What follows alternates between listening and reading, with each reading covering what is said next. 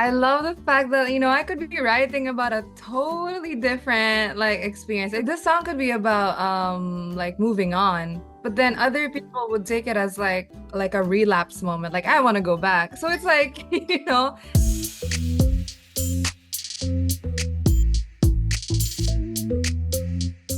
Hi, everybody. So today in Face to Fame, I have another guest with me today, and she is. Hi everyone, I'm Denise Julia. Oh my God, I'm so excited to have you here on Shock. We want to start by, introducing yourself to our viewers and also share one fun fact about you that you feel like your fans might not already know. Hi everyone, Yeah. I'm Denise Julia and I'm a Filipina singer, songwriter, producer, everything in one. Fun fact, probably that. Okay, Um, okay. yeah. So we want to talk about your album, Sweet Nothing Chapter 2, right?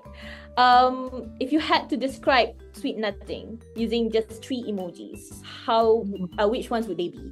First one would be the emoji with and then there's like three hearts, like Oh, okay, that's cute. that one. Because I feel like it talks about a lot about being in love. Like the Mhm. theme is love. So I feel like emoji is very, like, I'm in love and all that. And then the second one would probably be the smiling emoji, but like there's tears. Oh, So he's okay. Oh, I love that one. I was like, not smiling, but there's like a tear yeah, here. that's Because cute. I That's feel cute. like that represents the emotion of like, yeah, I put myself through all of that, but it's fine. We're good. And Okay. then one would probably be a candy, A like a candy, candy. like the lollipop emoji, because it's sweet nothings. Like it represents the sweet Okay, I get it. I see wanted to it. say. So, Sweet Nothing, chapter 2. It's like a cute, exciting follow-up to, chapter 1. What's the story you wanted to tell in this one? So, chapter two is more about kind of just sharing more really transparent experiences. I feel like I'm just a bit more honest in here in Mm-hmm. this chapter because the previous chapter was just, it's a little bit of like a taste of what I went through. It's like a little easing into the story. This one, it's a lot more of culture in terms of like creative direction, all of that, fashion, aesthetic. But also it's more like a diary for me. Hmm. So yeah. I listened to it recently. So, it features, collaboration, Sweet Nothing with JR and then Twin Flames with Twee. How, this collaboration came about and what was it like working with them? So I collaborated with three artists on this EP. Mm-hmm. The first one is actually her name's Denny. She's a Filipina R&B singer here in my country, and that track that we did, we made it for like 3 years. It was 3 years ago when we started that track, and I was a big, big, big fan of her. I mean, until now I am. Yeah. So having her on that track, it's like it's like SZA and Summer Walker like the Philippines. It was got like that kind of moment for us. I mean, we're not like, on that level, but like it kind of felt like that for us. It was like a really big like collaboration moment for the two of us. And then second one that came in was Twee with Mm-hmm. Twin Flames. And I have been a long time fan of Twee Yeah. ever since 18 when she wasn't Twee yet. So she had reached out to me, which is crazy because she reached out to me like I'm the fan. She reached out to me, wanted to collaborate on a track, and then I made Twin Flames, and then I just thought that, a girl feature would be perfect on this.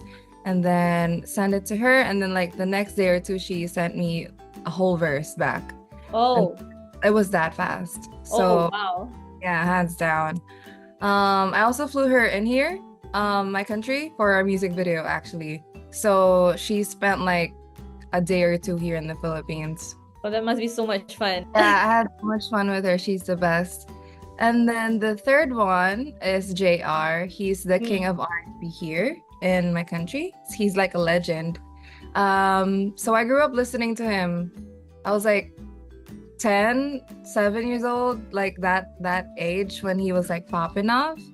So like right now, see, like hearing the two of our voices in one track, it's like two different generations of like music, and it's like an R&B explosion. So yeah.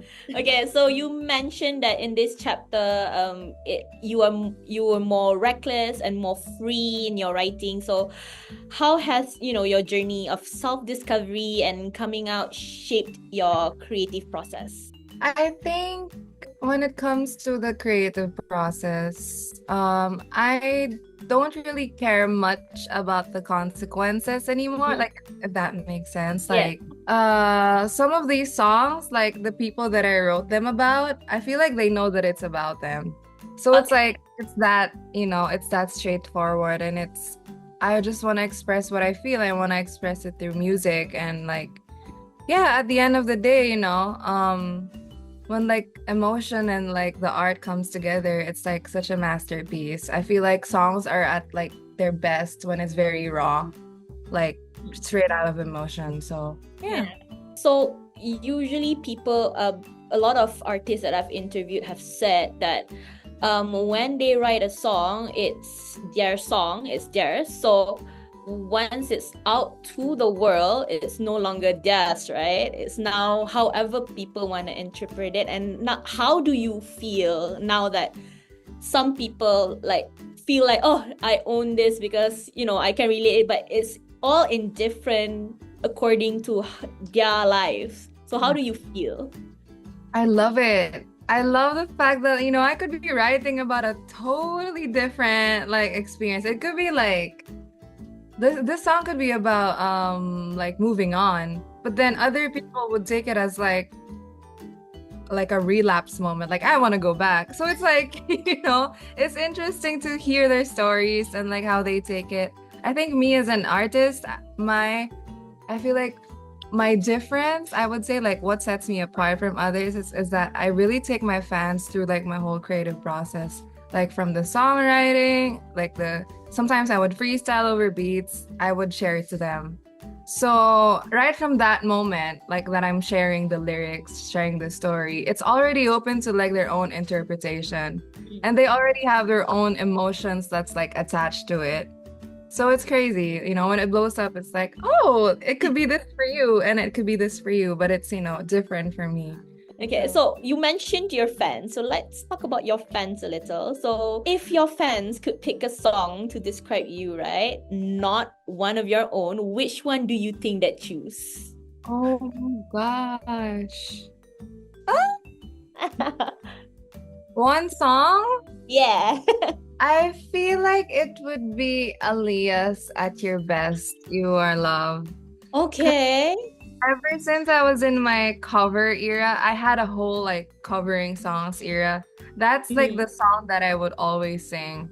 I think I have like five different covers of that song on like every stage of life I'm in. Oh wow, that's cute.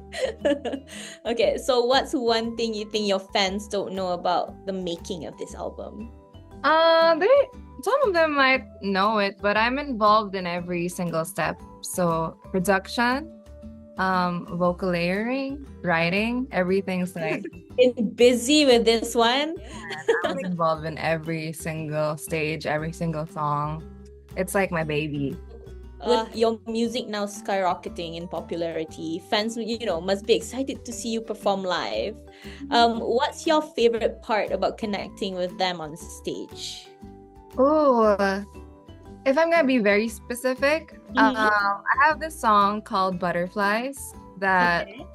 is my favorite song that I perform, like so far. It's like my Uh-huh. favorite perform because it's one of my slower like R&B songs where I can just, sit down, pick a pick a fan, like pick a really cute fan, and then Oh, just sing to them. oh, So I feel like that's my favorite part. It's like I'm serenading the crowd, and like, like there's this Filipino term called kilig, like okay. butterflies in the stomach, like Oh, they call it. So they get kilig when I oh, sing I get it. I the get it. song. Okay.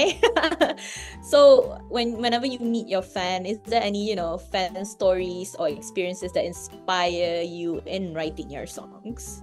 Even like if I'm not meeting them in person, Hmm. every day I would wake up to hundreds of messages of them ranting. Like I feel like I'm their therapist sometimes. Like they would like not even a hi, not a hello. They would go Like, like, girl, I have a story to tell you. be like, mother, this guy cheated on me. And then they'd be like, what do I do? Blah, blah, blah.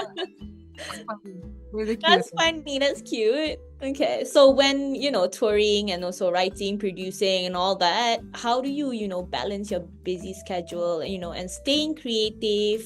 Because it must be a challenge, right? How do I take care of myself? Do I even take care of myself? You Like should. You must in some way. maybe just hibernating for like 14 hours. Like You know when I what, get Sim? to rest day, I sleep like crazy. So That's yeah, the that's best way, I feel like. yeah.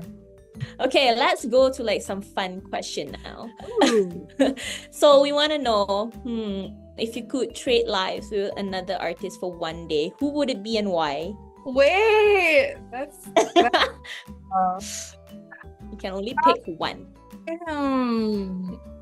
either Mariah Carey or Beyonce. I cannot pick between the two. That's an interesting choice. Why? Mariah, just cause I want to know how she does it. Like, Yeah. yeah, probably wake up, do a whistle note, and then I'll be like, oh, that's how she does it, And then like, I sound like that. and then Beyonce, wake up, probably go on a treadmill and sing the way she does. Like, how does she do it? How does she keep her stamina in while like performing? Waking up as Beyonce is crazy. I would probably never want to go back. I don't want to go back.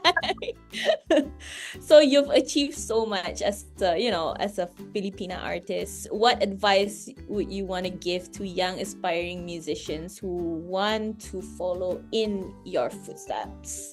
Just don't hold back, Mhm. whatever they say, like do it. Go like do what you want to do. And honestly, like people are gonna know like what true talent is at the end of the day. Like they're gonna see you for your efforts and everything. So no matter what life throws in your way, you know your dream, you know what you came to be and who you came to be, you should go for it. It's sad that you have to go, but is there a message for your Malaysian fans watching this interview right now, and any special words for them before we wrap up? And are you coming to see them anytime soon here in KL, in Malaysia? I don't know, just tease a little. Hello everyone. Hello to my Malaysian fans. This is Denise. I love you guys so much. I really hope I can have a show there pretty soon. Hopefully. But if not, for the meantime, don't forget to stream my music everywhere.